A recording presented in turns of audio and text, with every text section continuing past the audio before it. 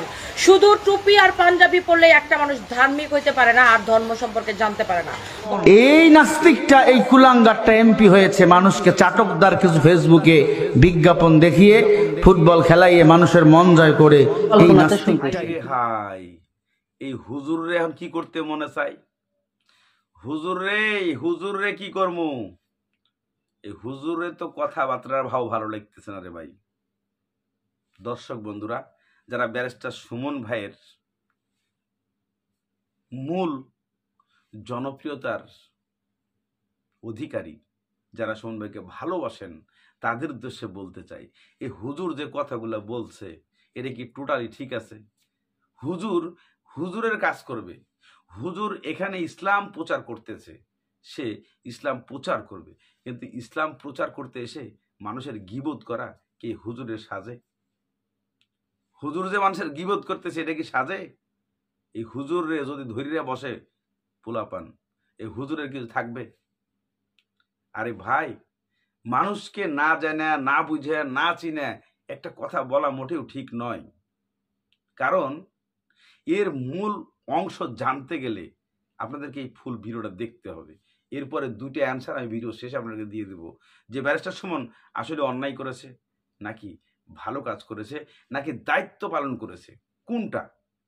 আপনারা অনেকেই বলেন ব্যারিস্টার সুমন দেলোয়ার হোসেন সাঈদীর ফাঁসির পক্ষে ছিলেন, কিন্তু আমি মনে করি যে না, সে ফাঁসির পক্ষে ছিলেন না। আর কেন ছিলেন না সেই প্রশ্নের উত্তরটা আমি এই ভিডিও শেষে আপনাদেরকে দিয়ে যাব, চ্যালেঞ্জ দিয়ে বললাম আজকে। দর্শক বন্ধুরা, তার আগে আপনাদেরকে এই হুজুরের ভিডিওর অংশটা কিছু দেখাতে চাই আমি, এবং এই অংশটুকু দেখানোর পরে এর উত্তর হুজুররা কেমন, এর উত্তরটা আবার দিবে আরেকজন ভদ্র মহিলা আছে, তন্নি আপা, যাকে তনু বলা হয়, যা অনলাইন মিডিয়াতে বুড়িয়া জামাই লিয়ে ঘর সংসার করে। তার যে কিছু কথা হুজুরকে মারছে, একেবারে শব্দ বোমা, ওই যে এই এমনভাবে শব্দ বোমা মারছে না, যা মারে শেফুদার মতো বোমা মেরে দিছে। কথা বাড়াতে চাই না, চলুন দেখি কি বলে। এই সুমনকে তোমরা ভালো মানুষ বলে তো বলতে পারো, আমরা বলতে পারি না। কারণ যারা আলেমের বিরুদ্ধে কথা বলে, উতুল্লিম বাদা যালিকা জালিম, সূরা কালামের 13 নম্বর আয়াত, অবৈধ সন্তান ছাড়া বৈধ সন্তান হতে পারে না। শাপলা পাত্র দাঁড়িয়ে, শাপলা চত্বরে দাঁড়িয়ে আলেমদের ফাঁসি চেয়েছিল আর বলেছিল তুই রাজাকার, তুই রাজাকার। এখন আমি বলবো ব্যারিস্টার সুমনকে বলবো, আর কার ফাঁসি চাইবেন? আপনি যদি মানবতার ফেরিওয়ালা হয়েই থাকেন, দাবি করে থাকেন যে সে সমস্ত ওলামা একরাম জেলখানায় আছে, তাদের মুক্তির জন্য কাঠগড়ায় দাঁড় হন না কেন? দর্শক বন্ধুরা, ইতিমধ্যে আপনারা সেই হুজুরের অল্প একটু ক্লিপ দেখেছেন। এখন প্রশ্ন হচ্ছে, হুজুর যে কথাগুলো বলেছে, এই কথাগুলো আসলে কি সঠিক নাকি বেঠিক? এখন আসেন আপনাদের প্রশ্নের, হুজুরের প্রশ্নের উত্তর আমি দিয়ে যাই, কিন্তু দেওয়ার আগে আর একটু কথা আপনাদের সঙ্গে আমি বলে নিই। আপনাদেরকে সেই ভিডিওটা দেখানোর পরেই আমি কথা বলবো। তন্নি আপা হুজুরকে কি বলেছে, আর হুজুর তন্নি আপার ভিডিওতে কি কমেন্ট করেছে, চলুন আমরা একটু সেই অংশটা দেখে আসি, যে হুজুর কেমনে মাইয়া গো গুদা দেয়, এইটা অন্যায় হয় না? আর ব্যারিস্টার সুমন বিচারের কার্যক্রম করেছিল, তাতেই সে ইসলাম বিরোধী হয়ে দাঁড়িয়েছে। ভাই, আমি আর কথা বাড়াতে চাই না, আপনাদেরকে হুজুরের সেই অংশটা তন্নি আপার দেখাতে চলুন। আগে ভালো কাজ কি, ধর্মে কি বলছো আগে সেটা শুনুন, আগে বুঝুন, নিজে আগে ধর্ম সম্পর্কে জানুন, তারপর এসে মানুষকে কমেন্ট করুন। শুধু টুপি আর পাঞ্জাবি পরলে একটা মানুষ ধার্মিক হইতে পারে না আর ধর্ম সম্পর্কে জানতে পারে না। বন্ড কোথাকার! এখানে কি কেউ বেলি ডান্স করতেছে যে আল্লাহকে ভয় করুন, একদিন কিন্তু আমাদের সবাই মরতে হবে? আল্লাহকে আমরা সবাই ভয় করি এবং আমাদের একদিন সবাইকে। দর্শক বন্ধুরা, ইতিমধ্যে আপনারা সেই হুজুরের কথাবার্তার উত্তর শুনে গেছেন এই তন্নি আপার কাছ থেকে। এখন বলতে পারেন যে ব্যারিস্টার সুমন আর হুজুর দুইজন দুই দিকে ভাগে কিভাবে চলে গেল? প্রশ্ন থেকেই যায় আমাদের মাঝখানে।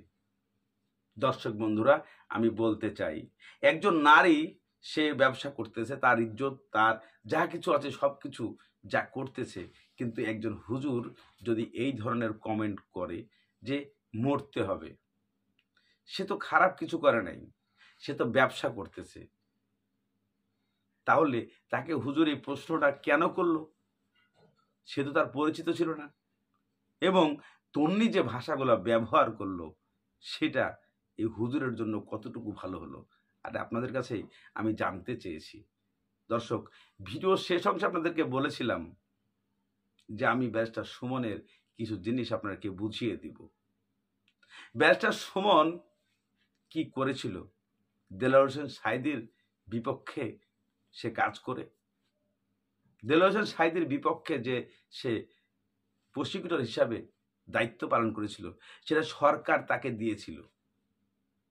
যদি আপনি সরকারি চাকরি করে থাকেন, সরকারি চাকরি অবস্থায় যদি আপনার বসে আপনাকে একটা দায়িত্ব দিয়ে রাখে, আপনি কি করবেন? সেই দায়িত্বটা পালন করবেন নাকি চাকরি ছেড়ে চলে যাবেন?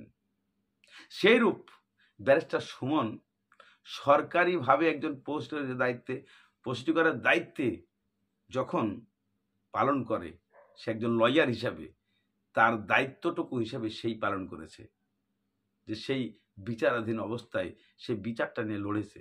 সেটা অন্যায় আপনারা বলতে পারেন, কিন্তু আমার মনে হয় যেন এটা অন্যায় হয় নাই। কেননা সে তার দায়িত্ব পালন করেছে, তার জায়গা থেকে সরকারের দেওয়া, সরকারিভাবে তাকে যে দায়িত্ব দেওয়া হয়েছিল সে দায়িত্বটুকু পালন করেছে। আর সেই দায়িত্ব পালন করাটাই এটা নয়, এটা বোঝায় না যে তাকে সে ইসলাম বিরোধী, সে দেলোয়ার হোসেন সাঈদীর ফাঁসির বিপক্ষে ছিলেন, মানে পক্ষে ছিলেন। এটা আমরা শুধু শুধু মুখস্থ বলি, কিন্তু বাইরে এটা মুখস্থ নয়, এটা তার দায়িত্ব, এটা তার কর্তব্য ছিল। কারণ সে একজনের অধীনে ওইখানে কাজ করে, জব করে, তার এই জবের বিনিময়ে তার সংসার, ফ্যামিলি, বাচ্চা কাচ্চা সবকিছু চালাইছে। তাইলে সেই মানুষটা কিভাবে অপরাধী হলো?